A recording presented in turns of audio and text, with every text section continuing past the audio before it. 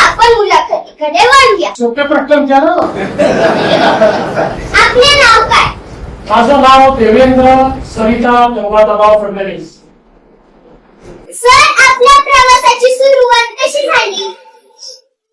या प्रवासाची सुरुवात ही एक विद्यार्थी चळवळीतून झाली. ते मागे विद्यार्थी परिषदेमध्ये विद्यार्थ्यांच्या घटना सोडत मी इकडे आलो.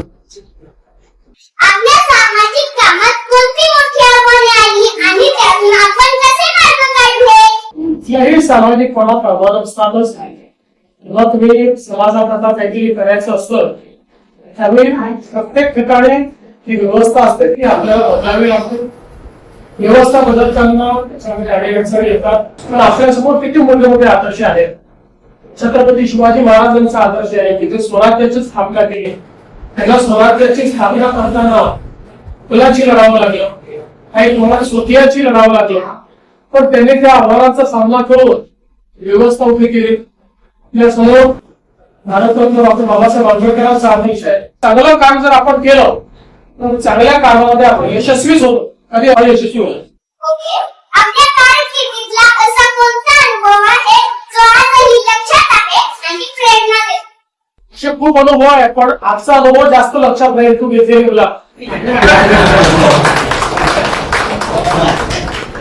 आजच्या डिजिटल युगात आपण शिक्षण क्षेत्रात कोणते बदल करू इच्छिता?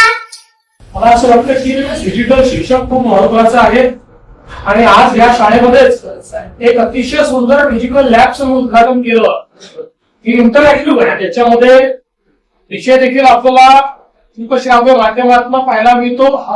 त्याच्यानंतर त्याच्यावर प्रश्न देखील आपल्याला विचारता येतात आणि त्याच्यावर आपल्याला परीक्षाही देता येतात. मला असं वाटतं की आता डिजिटल युगामध्ये डिजिटल शिक्षण हे अत्यंत महत्वाचं आहे. प्रत्येकाकरता डिजिटल शिक्षणामुळे शिक्षणाची दारं उघडलेली आहेत. जगातली कुठली गोष्ट ही आता आपल्याला शिकता येते. त्यामुळे मला असं वाटतं की आपल्या शाळेतल्या आता जे डिजिटल लॅब आहे तुमच्यापैकी प्रत्येकाने त्या डिजिटल लॅब मध्ये जाऊन डिजिटल शिक्षण घ्यायचं. थँक्यू सर, तुमचा मौल्यवान वेळ दिल्याबद्दल खूप खूप थँक्यू. धन्यवाद. थँक्यू. तुझा पण मौल्यवान वेळ दिल्यानंतर तिथे आला.